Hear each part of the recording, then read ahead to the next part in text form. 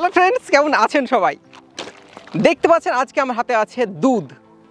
আর এই দুধের মধ্যে পৃথিবীর যত সমস্ত প্রোটিন, ভিটামিন, ক্যালসিয়াম যা কিছু আছে সমস্ত কিছু কিন্তু এই দুধের মধ্যেই আছে। আর এই দুধ কিন্তু আমরা সবাই খেতে কেউ ভালোবাসি না।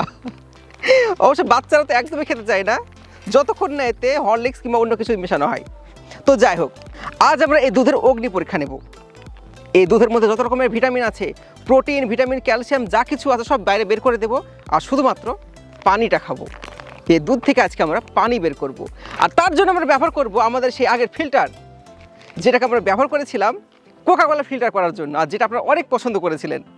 তো আজকে আমরা করব কি, এই দুধটাকে ফিল্টার করব। তো দেখতে পাচ্ছেন আমার কাছে 500 ml দুটো প্যাকেট আছে, আর দুটো প্যাকেটেই পিওর মিল্ক আছে, পিওর গরুর দুধ আছে। তো এই গরুর দুধ থেকে পানি আলাদা করা কিন্তু কোনো সহজ ব্যাপার নয়। তো এর জন্য আমরা ব্যবহার করছি এই চমৎকার ফিল্টার, আর এটা হচ্ছে একটা নর্মাল ইউএফ ফিল্টার, আর যার সাহায্যে গ্র্যাভিটির টানে এর মধ্যে থেকে সমস্ত কিছু ফিল্টার করা হয়। কোকা কোলাকে কিন্তু খুব সুন্দরভাবে ফিল্টার করেছিল, কিন্তু আমরা কিন্তু কেউ জানি না যে এই দুধকে ফিল্টার করতে পারবে কি পারবে না। তো চলুন বন্ধুরা দেখা যাক একসঙ্গে, কিন্তু তার আগে আপনারা ভিডিওতে লাইক অবশ্যই করবেন। তো রেডি আছে আমাদের ফিল্টার, আর রেডি আছে দুধ। তো এবার দুধটাকে আমরা ছিঁড়ে নিয়েছি প্যাকেট থেকে, এবং দেখুন ফিল্টারে দুধ দেওয়ার সাথে সাথে কিন্তু দেখতে পাওয়া যাচ্ছে খুব সুন্দরভাবে চমৎকারভাবে ফিল্টার হয়ে নিচ দিয়ে পড়ে যাচ্ছে, কিন্তু এখন পর্যন্ত নিচে যায়নি।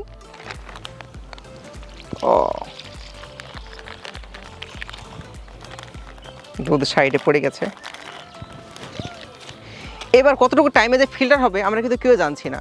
তো সেই জন্য আমাদেরকে ওয়েট করতে হবে, যতক্ষণ না ফিল্টার হয়ে নিচে পর্যন্ত যাচ্ছে, পৌঁছচ্ছে, ততক্ষণ পর্যন্ত আমাদেরকে ওয়েট করতে হবে। তো ফিল্টারের উপর যে ক্যাপটা আছে ক্যাপটা লাগিয়ে দিই, এবং এখন পর্যন্ত ওয়েট করে যাচ্ছি আমরা। ভেতর থেকে যতক্ষণ না পানি পড়বে, অর্থাৎ দুধটা নিচ থেকে যতক্ষণ না ফিল্টারে বেরোচ্ছে, ততক্ষণ আমাদেরকে ওয়েট করতে হবে। এখন পর্যন্ত কিন্তু এক ফোঁটাও দুধ ফিল্টার হয়নি।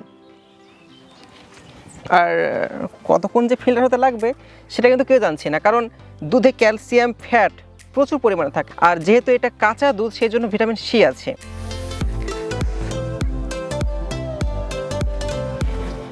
মনে হচ্ছে ফিল্টার হতে সময় লাগবে, তো ওয়েট করা যাক। 2000 years later. তো প্রায় আধা ঘন্টা মতন একইভাবে বসে থাকার পর অবশ্যই দেখতে পাওয়া যাচ্ছে এখান থেকে কিন্তু দুধ বেরিয়েছে, অনেকখানি বেরিয়েছে, ফিল্টার হয়ে গেছে। এটাকে সাইডে রেখে দিই, আর এতে দেখাচ্ছি আপনাদের কতখানি ফিল্টার হয়েছে। এই দেখুন বন্ধুরা, এটা হয়েছে ফিল্টার। আর দুধে যেহেতু প্রোটিন, ফ্যাটের পরিমাণ খুব বেশি থাকে, মানে পুরোটাই কিন্তু প্রোটিন, ফ্যাট থাকে, তো সেই জন্য কিন্তু ভালোভাবে ফিল্টার হচ্ছে না। আর অনেকক্ষণ বসে থাকার পর, ওয়েট করার পর আমাদের এইটুকু ফিল্টারে বেরিয়েছে। আর এখন পর্যন্ত যদি আমরা রেখে দিই রাত পর্যন্ত, হয়তো ফিল্টার হবে, কিন্তু দেখে বুঝতে পারছেন কতটুকু ফিল্টার হয়েছে আর কী সুন্দরভাবে ফিল্টার হয়েছে। যদি দুধকে আমরা ফিল্টার মেশিনের মধ্যে দিই তাহলে কিন্তু এরকমটা হবে, এইভাবে ফিল্টার হবে। এবার এটা টেস্ট করে দেখা যাক যে আদৌ কি টেস্ট একই রকম আছে নাকি চেঞ্জ হয়েছে।